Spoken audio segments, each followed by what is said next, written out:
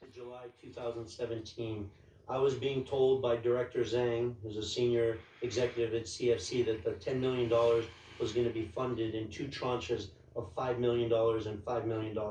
Once again, the way they were approaching that is $5 million was a loan to the Biden family, and $5 million was their contribution to capitalize Sinohawk Holdings. That money didn't come in June, it didn't come in July, and I was in Europe traveling with friends and family, and I was frustrated because culturally there's a tendency to, hey, it's coming, and it wasn't coming.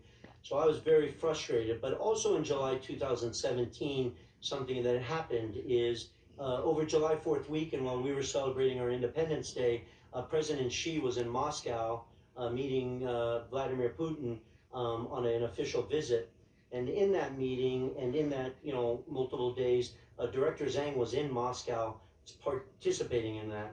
And Rosneft, or media in Russia, had leaked to the press that they were entertaining selling 14% of Rosneft, which is the state-owned, U.S.-sanctioned energy company of Russia, to CEFC.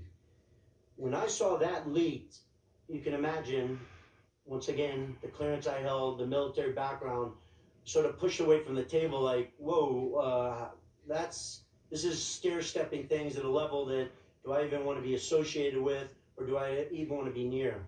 Shortly after that information got out, I was told that Director Zhang's visa was denied. He could no longer get back into the U.S. for meetings or to, bring his wife and his kids to go to school in New York, and that it was denied multiple times. Jim Biden confirms that in text. James Gillier references it. Kevin, Dong Win Win, who's the individual that's referenced in Senator Johnson's Senate report, he went by Kevin. His legal name is Dong Win Gong, sorry. And so I was sort of walking on eggshells, what's going on? You're saying this money's going to be funded. It hasn't come in yet. I'm sort of near the end of my rope here. And then in September, easily validated, it's officially announced that CFC is buying 14% of Rosneft, once again, the state-owned energy company.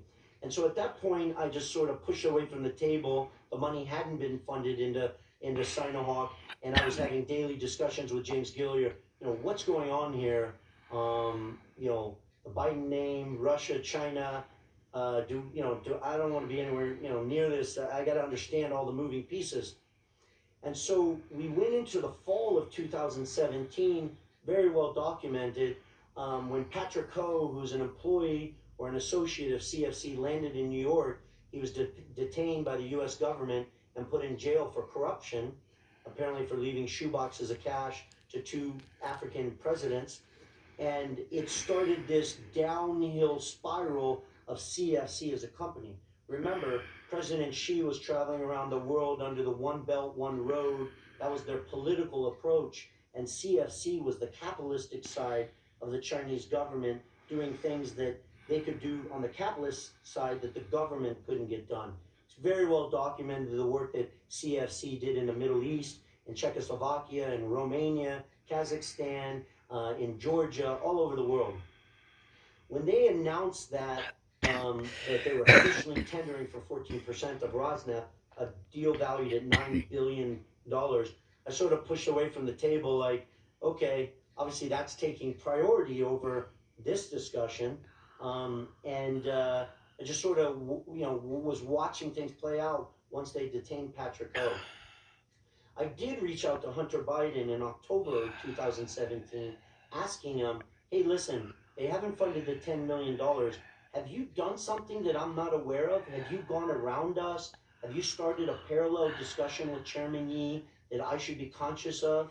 And in a variety of text messages that you've been provided, and I think the American people have been provided, he says, no, I didn't go around you, but oh, by the way, I'm acting as the personal attorney to Chairman Yi. Now imagine being in my shoes, looking at my phone, reading this text message from Hunter Biden. I just spent 6 months all out of pocket myself. Nobody was paying me. I was paying for my own travel, my own meals, my own cars, anything that was needed. And Hunter Biden is now telling me that he's meeting personally one-on-one with Chairman Yi in his $50 million penthouse in New York. And if he can't meet him, he's picking up the phone and calling him, but they only discuss things in person. You can imagine my anger and frustration there, because then I'm like, oh, this has gotten slippery. You have gone around me. What's going on here? And oh, by the way, Hunter, you're acting as the personal attorney to Chairman Yi while they're tendering for 14% of the Russian state-owned energy company, a deal valued at $9 billion? What am I missing here? And he sort of just plays it off, and he said, I'm working on a bunch of other personal things and visas and stuff like that, but doesn't go into a lot of detail. I'd love for you to ask him that. I'd love the American people to ask what those other special things were. You've told your story in a very public way. What do you expect the consequences for you and your family will be? So my focus right now is not the consequences on me. I'm actually trying to be selfless in this discussion.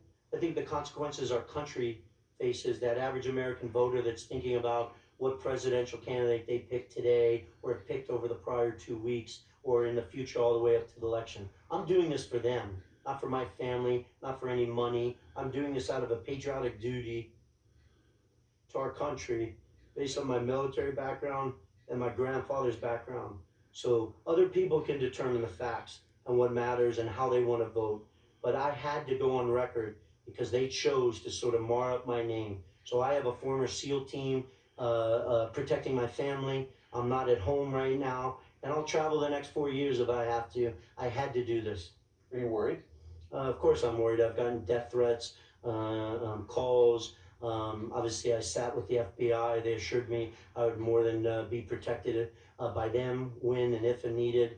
But I think I'll slowly become irrelevant in this discussion because the facts are so powerful and so necessary that hopefully I'll just sort of go stage left, and hopefully our government and the appropriate people, the Biden family, will go on record and basically provide facts to the American people. Tony Bobulinski, thank you for talking to us. Thank you, Tucker, for having me. Tony Bobulinski, 45 minutes. Basically unedited. You watched it, you can assess it. From our perspective, the takeaway is, here is a man the Biden family approached to run their business in China. He did what they asked them to do. He met with the former Vice President Joe Biden twice to discuss business in China. And when it emerged that this happened, they attacked him as an agent of Russia. I want to thank Fox News for allowing us to put this on the air. This information's been out a long time. We were under a lot of pressure not to air it, and they let us, and we're grateful. We'll see you tomorrow. Here's Sean. All right, thanks, Tucker, and welcome to Hannity. We are officially tonight 1 week